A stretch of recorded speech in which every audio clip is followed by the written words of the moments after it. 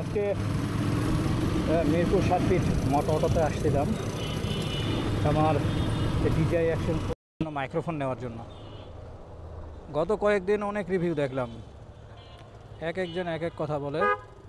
Wireless মাইক্রোফোনটা বেশি ভালো ছিল, কিন্তু সমস্যা হচ্ছে এই মুহূর্তে নিচ্ছি না। ডিজাই মাইক মিনিটা নিব, সিঙ্গেল ট্রান্সমিটার। ওইটাতে অডিও কোয়ালিটি ভালো হয়, আর যদি আমার ভিডিও অনেক কম হয়।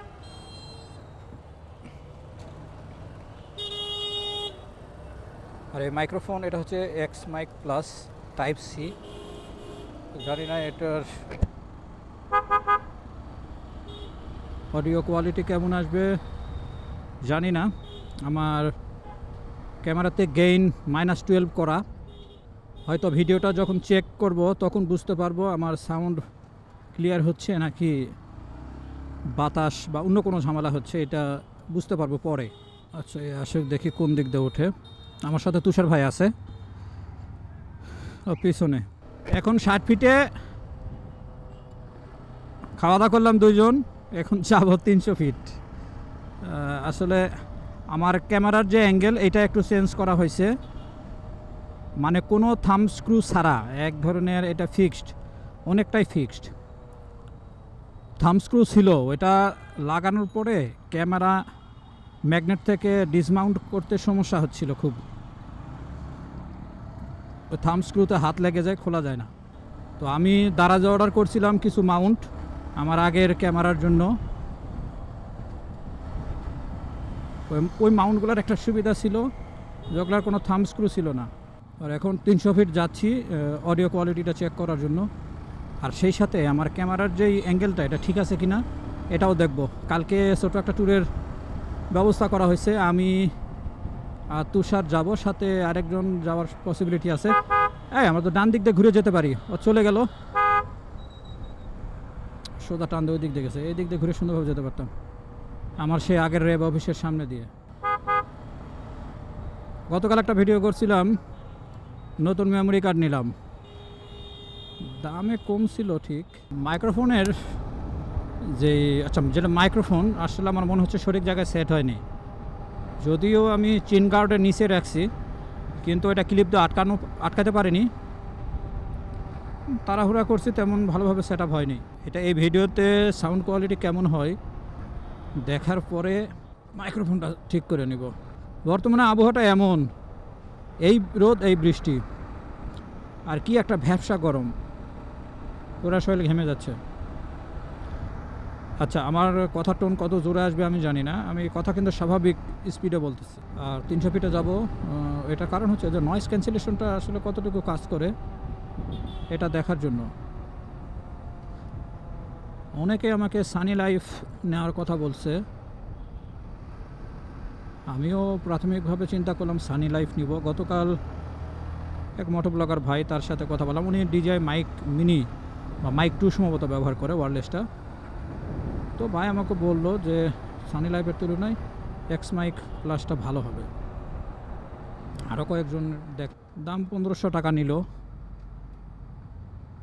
1350 টাকা হচ্ছে সানি লাইফ। এখন আসছে 300 ফিট আসলে ভয়েসটা চেক করার জন্য। এর আগে কয়েকটা ভিডিও করলাম, দেখলাম ভয়েস ঠিকঠাক আছে, বাট 300 ফিট একটু বাতাস বেশি, সেই বাতাসটা কতটুকু প্রোটেক্ট করতে পারে সেটা দেখা দরকার। আর এইটা করতে যে একটা সমস্যা হয়ে গেছে, সেটা হলো আমার যে ক্যামেরার অ্যাঙ্গেল ছিল, যেভাবে সেট করা ছিল, তো দেখলাম ভিডিওতে হালকা একটু উপরে তোলা দরকার ছিল। ওই একটু উপরে তুলতে গিয়ে আমার স্ক্রু একটা লুজ হয়ে এখন পুরা সেট আপ চেঞ্জ। এখন আমার ক্যামেরা এতটাই উপরে উঠে গেছে, মানে বাঁকা হয়ে গেছে পিছনের দিকে, যে হেলমেটে ভাইজর ক্যামেরার সাথে আটকে যাচ্ছে। তারপরে কোনো রকমের ভাইজর লাগালাম। এখন আমার মনে হচ্ছে ড্যাশবোর্ডটা ঠিকমতো দেখা যাবে না, উপরের দিকে আকাশের দিকেটা বেশি দেখা যাবে। এবারটা ঠিক করে নিব, সমস্যা নাই। মূল উদ্দেশ্য যেটা, সেটা হচ্ছে যে আমার উইন্ড নয়েজটা কতটুকু আসে এটা দেখার বিষয়। এই যে আমার সাথে তুষার ভাই, আর এই মুহূর্তে আমার স্পিড 70-এর মতো, কিন্তু প্রচণ্ড বাতাস। বাতাসে ভালো পরিমাণ শব্দ হচ্ছে। এখন দেখার বিষয় যেটা আমার ভয়েসে কতটা ইম্প্যাক্ট করে। যদি কোনো ভয়েসের সমস্যা না হয় তাহলে তো ভালোই।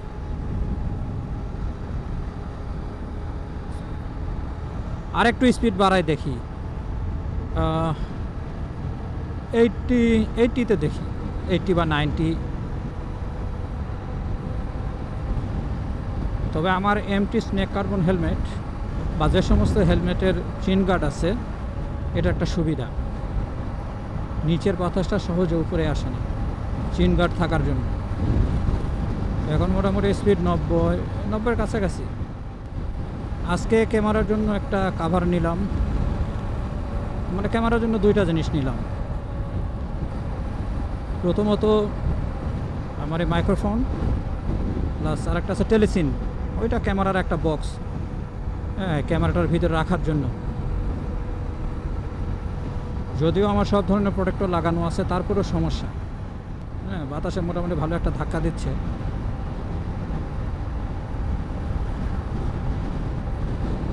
তুষার ভাই ওই দিক দিয়ে তার বাসায় চলে যাবে, আমি জাস্ট ইউটার্ন নিয়ে হয়তো একটু বসে চা খাবো, তারপর বাসায় আমিও চলে যাব। আজকে আবহাওয়াটা অনেক সুন্দর, মানে রোদ বৃষ্টি কেমন জানি একটা মিশ্র। আচ্ছা, বাম দিক দিয়ে যাই, তুষার ভাই আসুক।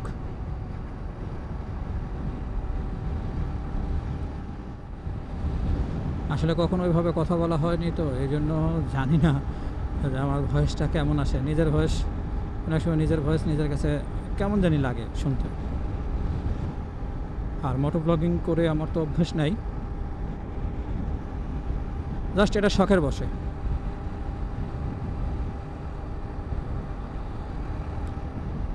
রেগুলার তো ঘুরতে যেতে পারি না, মাঝে মাঝে যাই, ওইটুকুতে সোজা যায়, বামে না যেয়ে সোজা যায়, 3 নম্বর ব্রিজ হয়ে নিচে ঘুরবো।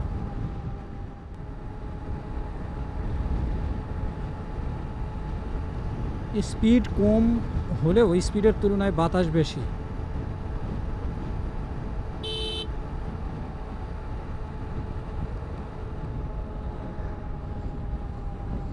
এই সিগন্যাল কেউই মানে না। এটা যদি ক্যান্টনমেন্ট হতো তাহলে লাল হওয়ার আগেই সব দাঁড়ায় যেত।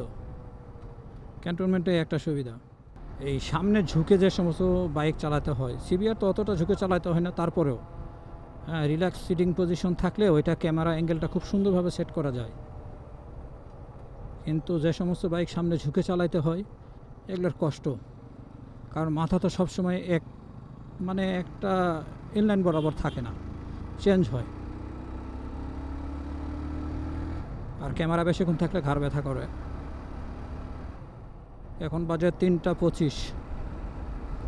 এই সময় নর্মালি 60 ফিটে তো, সরি 300 ফিটে এলাকায় কেউ আসে না।